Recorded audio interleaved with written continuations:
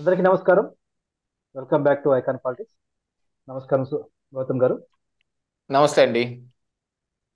Sir, Jagan గారు ఇప్పటి వరకు ఎమ్మెల్యేలు మీట్ అవ్వకుండా ఇప్పుడే, అంటే ఎలక్షన్స్ వస్తున్నాయి కాబట్టి ఇప్పుడు పిలిచి ఇంటర్వ్యూలు ఇస్తూ ఒకరు చెప్తున్నారు ఏంటి అన్న, మీకు సీట్ ఇస్తే ఓడిపోతారన్న, మీరు దయచేసి తప్పుకోండి అని చెప్పేసి ఇలాంటివి చెప్తున్నారు. కానీ ప్యాలెస్ లో కూడా, తాడేపల్లి ప్యాలెస్ లో కూడా వచ్చిన కేవలం లోపల మాత్రం కూర్చునేది, కమిటీలో కూర్చునే వాళ్ళు మాత్రం సుబ్బారెడ్డి గారు, మిథున్ రెడ్డి గారు, విజయసాయి రెడ్డి గారు, ధనంజయ రెడ్డి గారు, ఇంకా సీఎం సజ్జల జగన్మోహన్ రామకృష్ణారెడ్డి గారు. రెడ్డి గారు, వీళ్ళందరూ ఉంటారండి. కానీ ఈ వచ్చిన వాళ్ళు మాత్రం అంతా బయట నిలబడాలండి. ఎవరు వచ్చిన లీడర్స్ ఎవరైనా సరే, ఎమ్మెల్యే, ఎస్సీ లీడర్లు కానీ, బీసీ లీడర్లు కానీ, మిగతా లీడర్లు ఎవరైనా సరే బయట నిలబడాలండి. మారుస్తుంది మొత్తం వాడినేలేండి. ఎస్సీ ఎస్టీ బీసీ లీడర్లను మార్చారనుకోండి, వాళ్ళు అరిచే అవకాశం కూడా ఉండదు. అదే. సో వాళ్ళు బయట ఉండాలంటే తర్వాత వీళ్ళు నిర్ణయించిన తర్వాత వాళ్ళు జస్ట్ ఒకసారి లోపలికి వెళ్ళేసి హాయ్ చెప్పేసి బాయ్ చెప్పేసి రావాలంట. ఇలా ఉంది. చాక్లెట్ తీసుకొని బయటికి రావాలి. ఇలా ఉంది సిచ్యువేషన్. మరి ఎప్పుడు నా బీసీలు, నా ఎస్టీలు, నా ఎస్సీలు అని చెప్పి ప్రతి ఉపన్యాసంలో వాగే జగన్మోహన్ రెడ్డి గారు మరి ఈ విషయంలో ఆ, దీన్ని ఎలా సమర్థించుకుంటారు? వచ్చిన వాళ్ళని బయట నిలబెట్టి, ఇప్పుడు ఎలా ఇంతకు ముందు హీరోలు నడిపించినట్టు అక్కడెక్కడో బయట నుంచి నడిపించినట్టు వీళ్ళని బయట కాసేపు నిలబెట్టి జస్ట్ ఊరికి ఒకసారి అట్లా పిలిచి పంపించడం, దీన్ని ఎలా చూడాలంటారు? కాస్త చెప్పండి సార్. యాక్చువల్గా జగన్మోహన్ రెడ్డి గారు ఇప్పుడు ఆడుతున్న ఆ తారుమారు తక్కడమారు ఆటలో ఏదైతే ఉందో దాంట్లో ఏంటంటే మొత్తం బలైపోతుంది ఎస్సీ ఎస్టీ బీసీ నాయకులేననేది బయట కనిపిస్తానే ఉంది. ఎందుకంటే ఈ పెద్ద పెద్దారెడ్లు ఎవరైతే ఉన్నారో వాళ్ళ సీట్లు ఏవి కదిలించలేదు. ఓకే, అందుకనే బాలినేని శ్రీనివాసరెడ్డి సీటు ఇంతవరకు ఏమీ తేలకుండా ఉంది చూడండి. ఆయనకి ఎవరు ఇస్తారు అనేది దాని మీద ఏం తేల్చట్లేదు. మిగతా వాళ్ళందరినీ పిలిచి మాట్లాడతారు ఆయనంటే ఆయనకి. ఈ ఆ- పాలిటిక్స్ ఎక్కువ సార్. ఆయనంటే బెదిరింపు ధోరణి పాలిటిక్స్ ఎక్కువ కదా ఆయనకి. ఆ, అంతేననుకోండి, అది వేరే విషయం. దాంతో పాటు ఏంటంటే వాళ్ళు కూడా కొంచెం ప్రభావం చూపే నాయకులు కదా, అందుకని వాళ్ళంటే కొంచెం భయం ఉండే అవకాశం కూడా ఉంది. దాంతో పాటు ఏంటంటే ఇప్పుడు ఈ ఐప్యాక్ అనే దాంట్లో పెట్టి రిషి రాజ్ సింగ్ తో సర్వేలు చేపించి వాళ్ళ గ్రాఫ్ బాగలేదు వీళ్ళ గ్రాఫ్ బాగలేదని మొన్నటి దాకా చెప్పుకుంటా వస్తే ఏదో అనుకున్నారు, గడప గడపకి వెళ్ళకపోతే ఎలా అంటున్నారు కానీ పంపించడానికి భయపెట్టడానికి ఇలా అంటున్నారని అనుకున్నారు కానీ చివరికి ఇలా కొంప ముంచుతాడు అనే దాన్ని మాత్రం ఎవరు పెద్దగా ఆ, ఆలోచించుకోలేదు. ఇప్పుడు తీరా చిట్ట చివరికి వచ్చేటప్పటికి తెలంగాణలో కూడా సిట్టింగ్లు అందరికి ఇచ్చే కేసీఆర్ ఇలా దెబ్బతిన్నాడు అనేది కూడా జగన్మోహన్ రెడ్డి మైండ్లో పడిపోవటం మూలాన అందరినీ మార్చేయండి అంటే ఎవరిని మారుస్తారు అని అనగానే కనిపించేది వీళ్ళే. దాంతో పాటుగా ఏంటంటే మీకు ఇంకొక విషయం కూడా చెప్పాలి ఇక్కడ.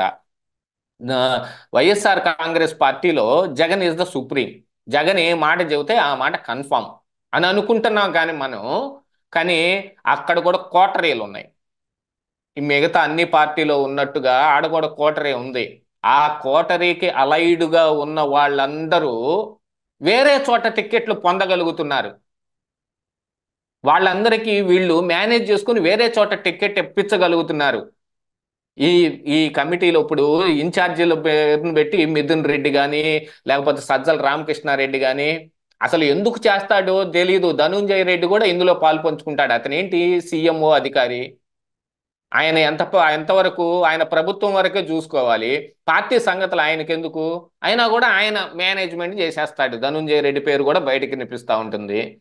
అక్కడ వీళ్ళందరూ పిలిచి ఆ ఎమ్మెల్యేలు ఎంపీలతోటి మాట్లాడటం, ఇదిగో మీ చిట్టా ఇది అని 4.5 సంవత్సరాల్లో ఉన్న ఏదో వాళ్ళు రాసిన చిట్టా ఏదో ఒకటి మొత్తం చిత్రగుప్తుడు చిట్టా చదివినట్టు చదివి వాళ్ళకి వినిపించేసి ఇందుకని మీకు సీటు ఇవ్వడం లేదు అని గాని, మిమ్మల్ని ఇక్కడి నుంచి ఫలానా చోటికి మారుస్తారు అని గాని, మీకు ఎమ్మెల్యే కాదు ఎంపీ ఇస్తారు అని గాని, ఇప్పుడు మీరు విరమించేసుకుంటే రేపు మనం అధికారం వచ్చిన తర్వాత మీకు ఫలానాది చేస్తాం అనే దాంట్లో కానీ వాళ్ళకి చెప్పవలసింది వీళ్ళందరూ చెబుతారనమాట. చెప్పిన తర్వాత ఇటు నుంచి ఇటే ఇంటికి పోండి అని అంటే మరి వాడు అసంతృప్తిగా ఉంటాడు కదా.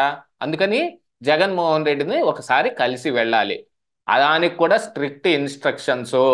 జగన్ ముందు నోరు ఎత్తకూడదు, ఆయనతోటి ఏం మాట్లాడకూడదు, ఆయన ఏం చెప్పినా మీరు తల ఊపాలి, ఆయన అన్న ప్రతి మాటకి మీరు ఓకే అని చెప్పి బయటకు వచ్చేయాలి అని స్ట్రిక్ట్గా ఇన్స్ట్రక్షన్ ఇచ్చి పంపిస్తారు. మరి వీళ్ళు ఎమ్మెల్యేలో ఇంకేంటో ఎవరికి అర్థం కాని పరిస్థితి. మనం 4.5 సంవత్సరాలుగా చూసాం. జగన్మోహన్ రెడ్డికి ఎదురు మాట్లాడగలిగిన ఒక్క ఎమ్మెల్యేనైనా ఉంటాడేమో అని. ఎమ్మెల్యే కాదు, మంత్రి కాదు, ఎవరు ఉండరు. జగన్మోహన్ రెడ్డి ముందు ఎవ్వరు నోరెత్తి మాట్లాడకూడదు. అదే ఇప్పుడు కూడా జరుగుతూ ఉంది.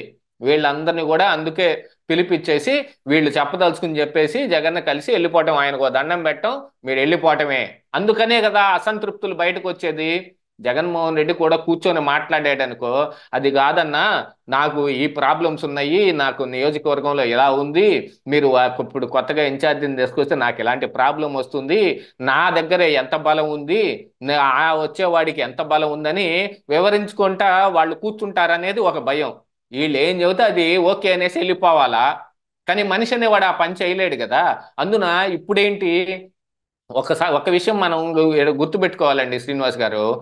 ఏమిటి ఇందులో ఉన్నది అని అంటే, ఇప్పుడు వాళ్ళకి అక్కడ ఎమ్మెల్యే టికెట్ రాలేదు, ఈ పార్టీలో ఉన్నారు, అధికారంలో ఇన్నాళ్ళు అధికారం అనుభవించారు, ప్రతిపక్షాలందరినీ బూతులు, నానా బూతులు తిట్టారు.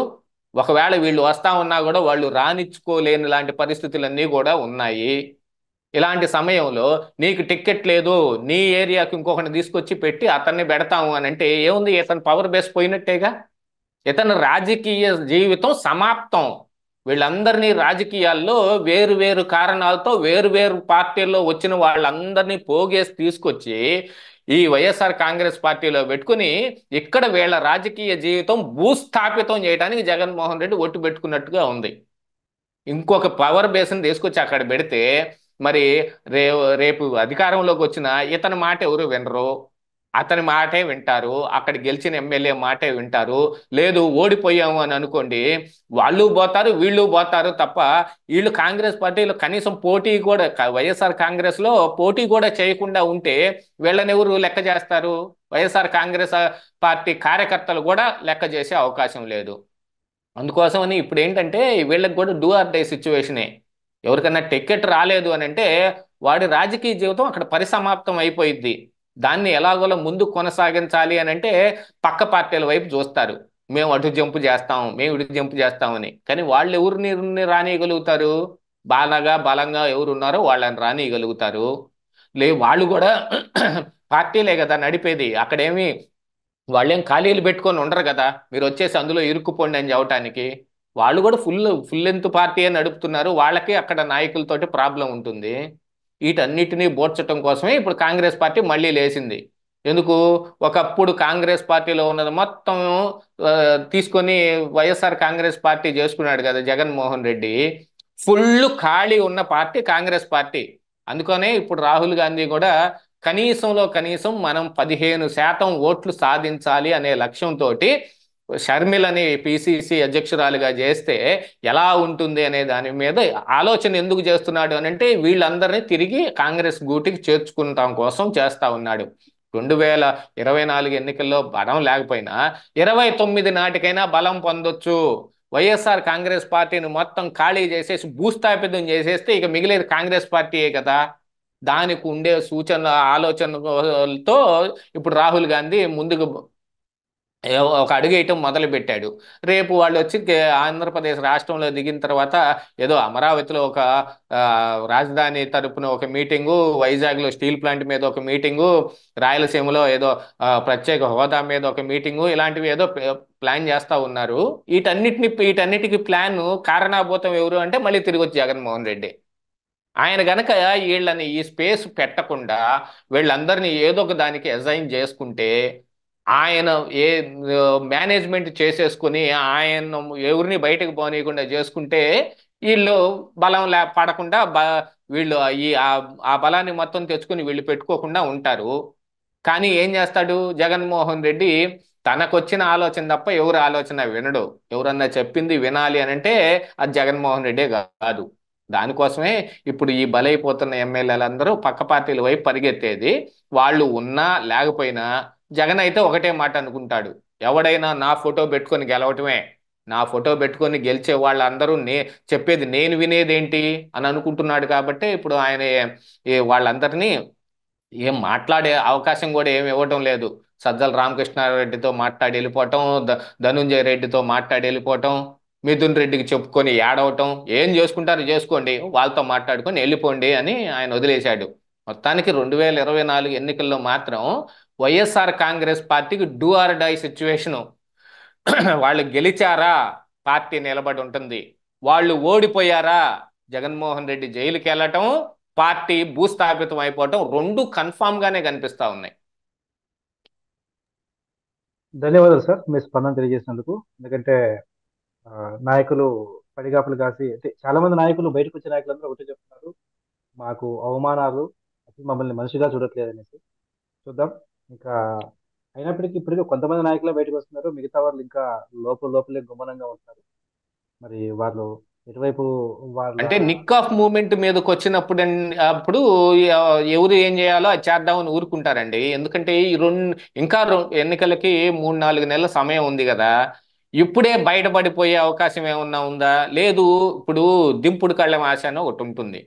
మనిషి చచ్చిపోయాడని మనకు తెలుసు, మనం అన్ని టెస్టులు అన్ని చేసుకున్న తరువాతనే ఆ మనిషి చచ్చిపోయాడని డిక్లేర్ కూడా చేసుకుంటాం. మా ఇంటి దగ్గర ఉండే కార్యక్రమాలు ఏది ఉంటే చేసుకుని అతన్ని పాడ మీద శ్మశానానికి తీసుకెళ్లి తగలబెడతారో పూడ్చిపెడతారో అది వాళ్ళ దీని ప్రకారం చేసుకుంటారు. అయితే తీసుకొని వెళ్తూ మధ్యలో 2-3 సార్లు ఆపి నోట్లో అన్నం పెట్టే ప్రయత్నం చేస్తారు. ఎందుకు? చిట్ట చివరి ప్రయత్నం కూడా మేము చేసాం. ఒక మనిషిని చచ్చిపోయాడు అనుకోగానే ఇది గబక్కని తీసుకెళ్లి తగలేసేస్తే బతికే ఉంటే ఆ మనిషి తిరిగి వచ్చే అవకాశం లేదు కదా. అందుకోసం అలాగా ఈ దింపుడు కళ్ళం ఆశ వీళ్ళల్లో కూడా ఉంటుంది.